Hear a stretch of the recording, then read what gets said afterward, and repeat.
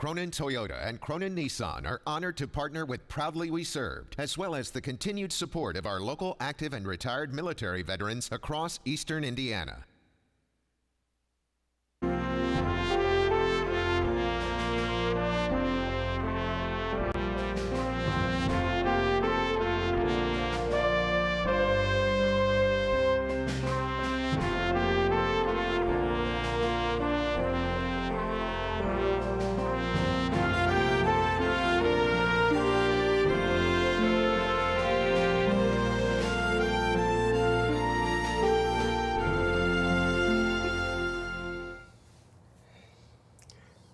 I'm Al Bledsoe, Veterans 4 and More, Post 1108. And I'm Ron Chappell, chaplain for Vietnam Veterans Post 777 here in Richmond, co-host with Al here at Proudly We Served. And our guest today is no stranger to us, Pete. That is, Yeah. glad to be here, glad to be here. Pete McDaniels, and Veteran Service Officer here for Wayne County.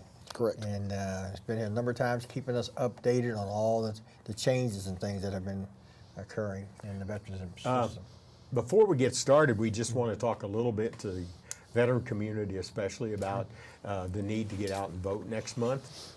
That's real important. This is one of the most trying times that our country's going through, and we really feel like that we really need to get out and vote and show our support for whichever candidate, but we just need to get out and vote. So we're asking everyone to do that. And with that, we'll get right into asking Pete how he's been and what he's been up to, and tell us a little bit of all the changes that's going on. Well, been doing good, been doing great. Things are going good down there at the Veterans Office. We have expanded. I think we touched base on it last time. The office now has a waiting room, a lobby, where veterans can get in there and wait within close proximity to the office. We've got a additional service officer that has started, and things seem to be going good. Hopefully, once we get him trained and get him in line with as far as accreditation process through the state and the federal government, he'll be able to start doing some claims, and we'll be able to expand the hours to a Monday through Friday operation. That'd be great. Yeah, that'd give it much more accessibility for our veterans to get in there at different time frames. Now, this is the split budget arrangement, is it not? Correct, it is. It is. The city has kicked in and provided funding for the second veteran service officer. Mayor Snow has done a great job with that. The commissioners, they all worked in conjunction, and they've got it worked out where we have him for a couple years, and depending on the output, depending on how the veterans like it in the community, I would assume it would be a continuing venture between the county and the city. Are we going to be able to reach out more to just all veterans? I mean, especially the nursing homes. Right. The big push like I see right now is like we spoke in the past. We have so many veterans in fixed care facilities for the medical, and they just don't have access to the Veteran Service Office. With hiring the second individual service officer within there, now one of us can get out and do travel. We can do home visits more. We can get out and hit the nursing homes and the hospitals and the veterans that have no transportation or are unable to travel or have no family members that can bring them in. We can get out and see them. A lot of veterans out there that have earned the veterans benefits, and they just don't have access to them, just due to age and mobility problems and such. That this will be a great benefit for them. Now, guy, is he part-time, full-time? He's part-time as well. Okay. He's a 29-hour, just like mine is. Okay. And how that's going to pan out, one of us will take one day off, either Monday or Friday. The other one will be a carryover. One will be in there by itself one day, and then the remaining of the days there'll be two, and then on the last day, Friday, it'll be back to one. We as a group at the VFW, we go to Brookdale, and there's about, I think, 10 veterans out there. And that's, of course, one of the questions we ask them. Are they signed up for health care? Is there anything that they need or we can help them with? Because some of those old guys, their memories, even though they're, 85 plus, I would say, their memories are still pretty good. I mean, they can carry on. Because what we do is go out there and let them share what they did or where they was at and things like that, and it's really kind of good for them. I think the next time we got like a movie planned, but and I'm sure that you go around to all of those nursing homes. Golden Rule has a wing dedicated to veterans, Correct. so they probably have.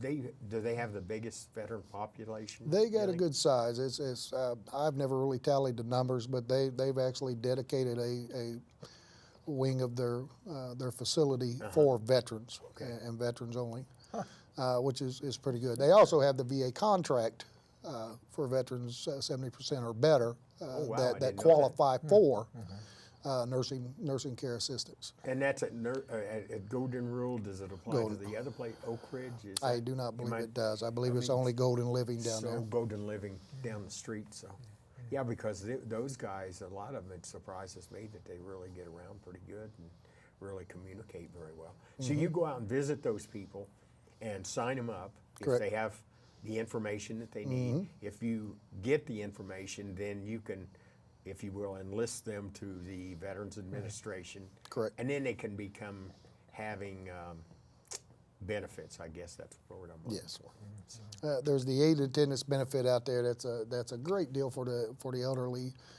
veterans right now, as far as when they're in a facility or they have to have home nursing, or they got high medical expenses due to their service connected injuries or just the aging process itself. And what it does is it gets them the help they need. So It even gives though them- they're 85 years old, let's say, they can still get in the VA system. Correct. Wow. There is no age limit in it. And also the widows of the veterans.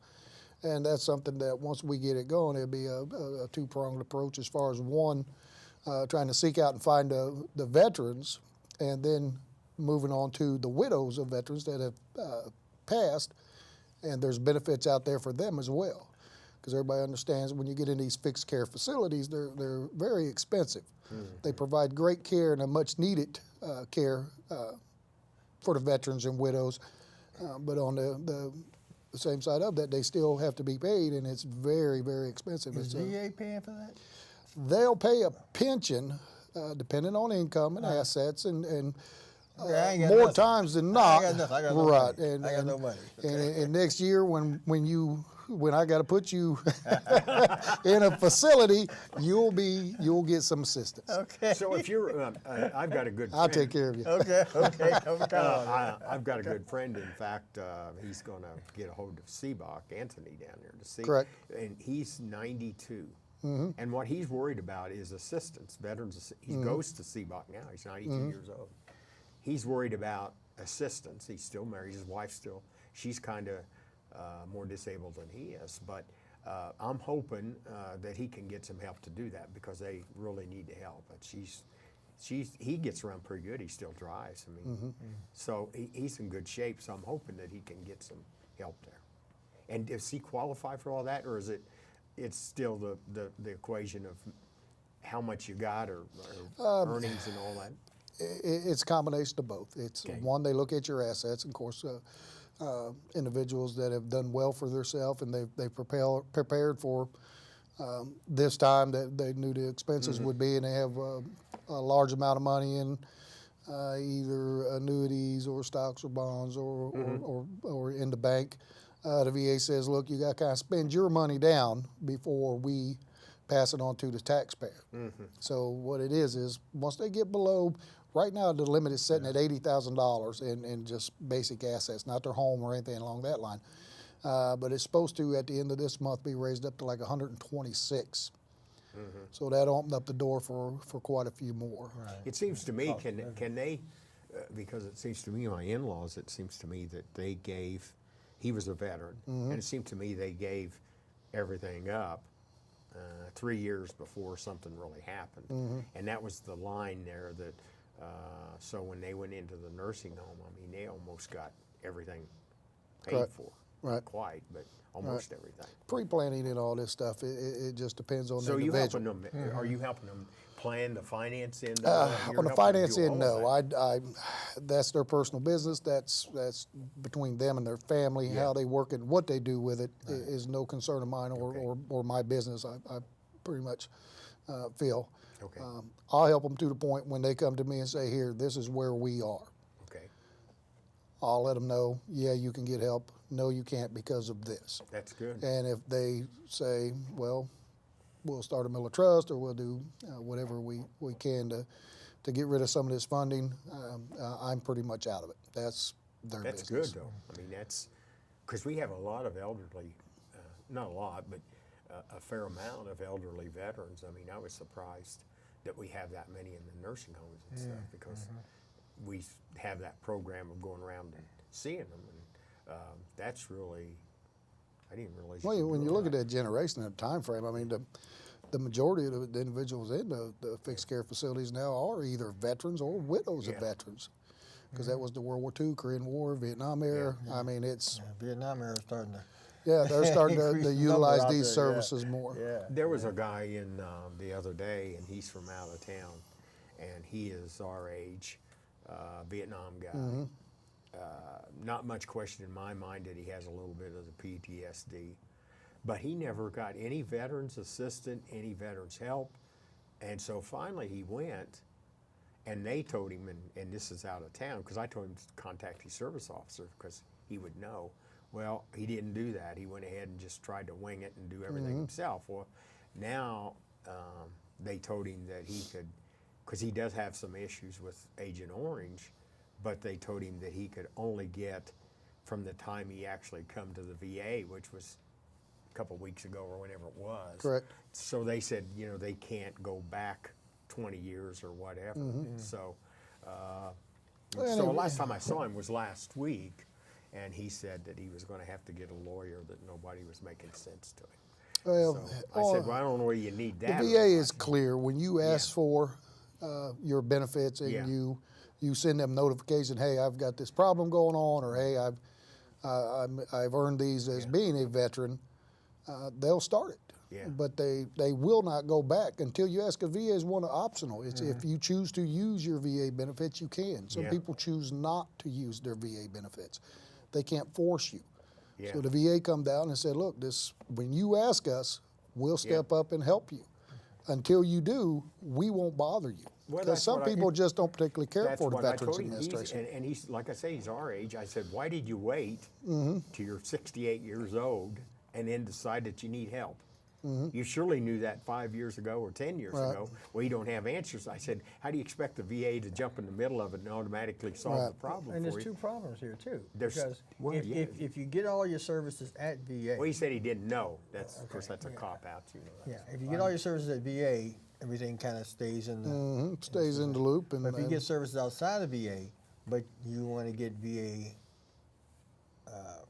benefits, i.e., let's say you get an operation Mm-hmm. in Indianapolis at a civilian hospital. Okay, now can you go to VA and get benefits for that what that operation was for? if the VA approves it.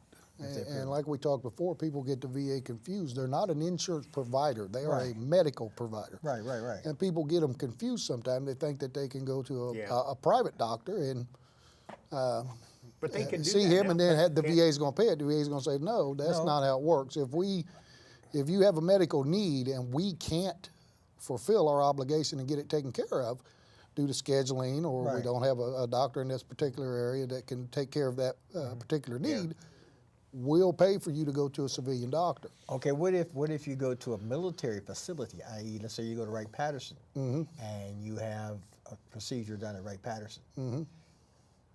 Can you take that to VA to get additional benefits? I mean, will they use that to help to upgrade your benefits if the operating procedure If- is debilitating in some kind of way? Right, and they'll use civilian documentation for a service-connected injury. Okay. It's just when we're talking about paying, Right. who's going to flip the bill for it, there's confusion Oh, yeah, on. yeah. The VA stance is clear. If it's an emergency, you go to a civilian doctor, and if it truly is an emergency, we'll cover it. Right, If it's not an emergency, it's up to you. So do you have to notify them? Okay, so if you're going to go to the emergency room, do you have to call CBOC or somebody down there till they can create a voucher?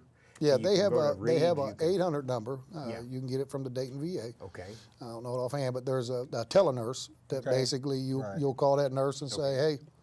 hey, this is what's going on, and she'll either say, one, okay, we authorize you to go to Reed Hospital Okay. or wherever, or she'll say, well, no, I don't think that's an emergency, but you use your best judgment and go where you feel you need to. Right. I recently had an experience where I've got, in fact, I've got some issues today with my eyes. Well, the eye doctor, I was supposed to see him, and that got moved from Thursday to Monday, I think it was. So I had to go see what was wrong with my eyes because I was really having some issues with it. Well, so they send the bill out, which I challenged it anyway. I told them I'd like to make that much money. But anyway, so they sent it out, and they had the VA listed as a provider. The VA come back and said, we don't know this guy. Now, how can that be?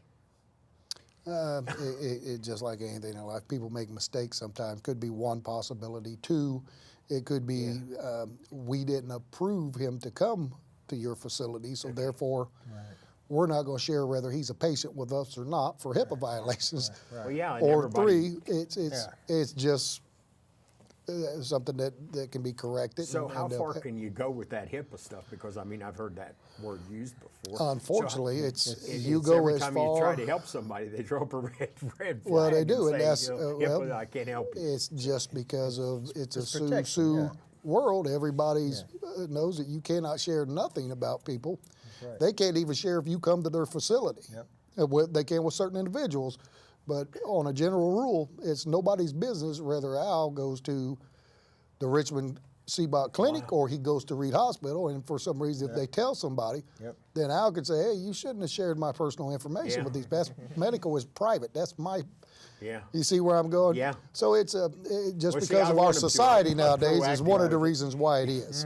I want them to. I want them to. In fact, I usually will follow it up and make sure that they got the VA because you never know when something's going to go crazy Right. on you. So I've always look at the next plan to make sure I've got a backup plan, or if I go to Reed to make sure. And usually I'll follow it up to make sure they let the VA because that's a different situation altogether. But that just sometimes don't work. But out. you know what bothers me is there's still so many veterans out there that are not taking advantage of services. Correct. I mean, I've talked to guys who are veterans, and they, for whatever reason, they haven't gone over to VA to. Well, the young get guys, themselves so in the system. the young guys, I mean, we have that, and the young guys, I had a young guy, I signed a couple of them up for VA benefits, took them down to CBOC, I mean, took them down there. And so the one kid the other day told me that he had a bad experience. And I said, what kind of an experience did he have? Well, he couldn't explain that to me. So I started questioning. I said, look, Anthony down there, or Pete McDaniels is very proactive if you got an issue. Here's 2 phone numbers, call him. And I bet you he didn't call you. And see, that's where it's the younger guys just are not proactive. Well, the Like, other one we, thing we is they got a feel reason they're- to be proactive Well, they're- about health They're- insurance. But see, that's it. They're feeling good. They're not That's feeling. right. they're Just not like when feeling we was anything. younger, Yeah. we They're didn't not worry feeling about anything, nothing. You know, I didn't start feeling issues in my neck until I got 60 years old. Didn't from an start accident worried that about I it, had when yeah. I was in the service. You know. And that's So- the cycle of life. Actually, I know when I was younger, we all would suck it up and go on because we knew we wasn't going to die from it because we was Right, far now. right. Now we're in that demographic Right. of age. We get a back pain. We're like, wait a minute, call an ambulance. Well, sometimes Something's I not think, right. yeah, seriously, sometimes I think we coy that and play stupid sometimes because I think the VA, especially here locally, I mean, I think they do a good job. Oh, yeah, And it is. because of what We have you a great do, clinic. Yeah, we with do. Anthony, that's a pretty good force to reckon with. I mean, because you're out there all the time. And Anthony's always looking to do outreach. He is constantly yeah, looking he's- to expand the base of the CBOC to get as many veterans in as he can. Sure. Just the more numbers we get, the bigger our CBOC become, the more resources for our Right, local veterans. And right. 2, the more veterans have access to that place and know about it, the better off our community is for our veterans as far as care. When you look at the and where we're headed. services, look how the services have grown in the little time that we've had the CBOC. We had to move to get a larger facility already. Have we grown any, the veteran community in Wayne County? Have we grown any? No, it has not grown. Okay, Unfortunately, it has not, and that's the bad side. I mean, When I first started this job, there was close to 6,000 veterans, and now we're down to close to 5. So our veteran population is going down. So what's causing that, I wonder? I just don't think enough of the younger veterans are coming back to this Well, yeah, area. it's- But that's been a reflection of what the economy's been like over the past several years, when the jobs were limited and the good paying jobs were really limited. Yeah, really. But things are picking up now. The economy's picking up, and there's more jobs availability out there for our veterans. So I think we'll see an influx of them starting to come back. But our veterans' benefits have gone up tremendously over the past 3 years. We've seen the increase through the federal GDX go from, it was roughly around 34 million just to local Wayne County veterans, and it's up to almost 38.5 now. Oh, wow. I mean, so if you wrap your mind around that, that's a lot of money. resources coming into Wayne County, and specifically Wayne County, Yeah. for our veteran population. Are you going to be involved in the job fair the 19th? I Are am. you gonna- I am. I'll be out there. So you'll be out there. How I many? will be out there. He was hoping to have maybe 100 people out there, and hopefully all of that will happen because it's That's out at the Tom Raper Center. Raper Center. Yeah, it's the 19th. That's always a very good job fair. Yeah, it's And the 10 thing is, our 10 to 2. veteran population, they generally don't stay unemployed long. Yeah. you're right. Veterans, when they Yeah, hit the you're looking streets, for- when they hit you're the looking streets for a back home, job, they've still got that military bearing, and they know how to get to work on time, and they know how to work a full week, and they've got that teamwork concept going yes, on, yes. and they get Employers snatched are up looking pretty for that. quickly. Yeah, they're looking for I get calls in my office quite frequently about people, hey, you got any younger veterans coming back to town looking for work. Yeah. I've had them come from everywhere. Great positions within Wayne County. People call my office saying, hey, we need veterans. We'd like to hire a veteran if you know of any. Yeah. So, and I always say, well, every once in a while I'll hit it just right. Well, one will stop by the office Sure. when he's just recently been discharged, and they'll want to look into some paperwork or some educational benefits, and I'll take his name down. But for the most part, they get snatched up relatively quickly. Yeah. Well, yeah, you tell them about me. That's okay. It's all right. That's all right. Never mind. Never mind. I'm going to keep that in mind. Never mind. Well, I'll put you out there in front of Walmart with some stickers. Okay. I'll get you one of them sediment low activity jobs. Oh man. See what I can do for you. But now, the young guys that are getting out of the service now, one of my big chagrin's problems is they're not being made aware prior to discharge of the availability of the veteran service officer, and at least that's what I'm getting, because when I talk to them, they don't know. I'm saying, do you know about the VSO? No, what is that? Who? Yeah, a lot of the ones that have been out for the past several years don't. But since the ribbon program, they do a good job of sitting down with veterans up on exit and saying, hey, write down your list of injuries you've sustained while you've been in. Tell us what's going on. They tend to get them enrolled in the VA system before they discharge, and it's a pretty easy transition for them. Some of them are caught in the middle where they've started. It just didn't get complete due to some complications and stuff getting deferred off for a later date, and then they follow up with me. The ones that generally don't know about the veteran service officer or don't pursue it that should is the veterans in our age group. These are the ones that need to sit down and say, look, because we all had some type of injury just for what the job is. Somebody, you jump off a truck, something. We've all done some crazy stuff, and we're young and with a bunch of other young ones, and we do dumb stuff, and somebody generally gets hurt. And that's what's golden about the VA system. It doesn't have to be a combat injury. Right. Any type of injury or disease that arises out of your military service or comes to affect you during your military service, it's covered. Yeah. The VA says, look, you was a veteran, and you've got this problem, and you was under our blanket at the time, so we got it from here on out. I was riding in a Jeep. I was operating a mobile teletype system, and it was in the back. And the guy that was driving, he hit a rock or something, and he flipped the Jeep. And yeah, flipped the Jeep, and it threw me, away from it when the Jeep turned over. Thank God. And he as well. So at the time, the only thing they saw was a strain or stress in my neck. But over the years, that developed into a disintegration of the disc. This is 50, 60 years later, and so VA picked that up with no problem. And they went in and they operated. And People truly don't appreciate the importance of getting stuff documented while you're in the service, and I didn't. And you guys probably didn't either at that time. We went to sick bay when we had to, and we went to a doctor when we had to, because that's not what we do. We're told to suck it up and get over it and move on, and that's what we did majority of the time.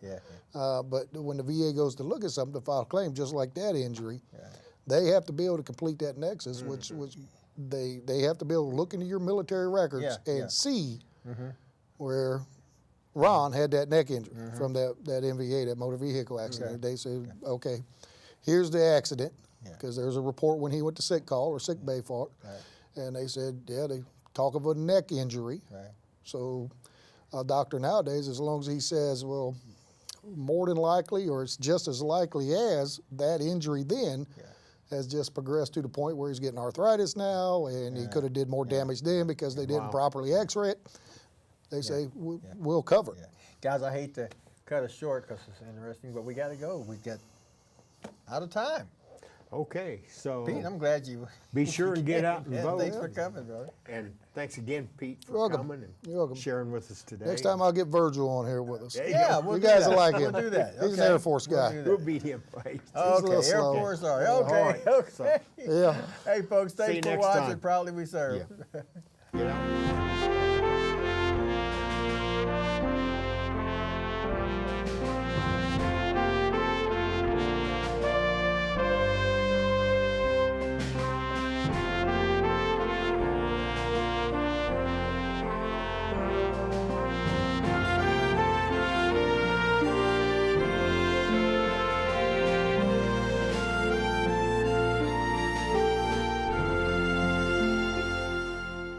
Cronin Toyota and Cronin Nissan are honored to partner with Proudly We Served, as well as the continued support of our local active and retired military veterans across eastern Indiana.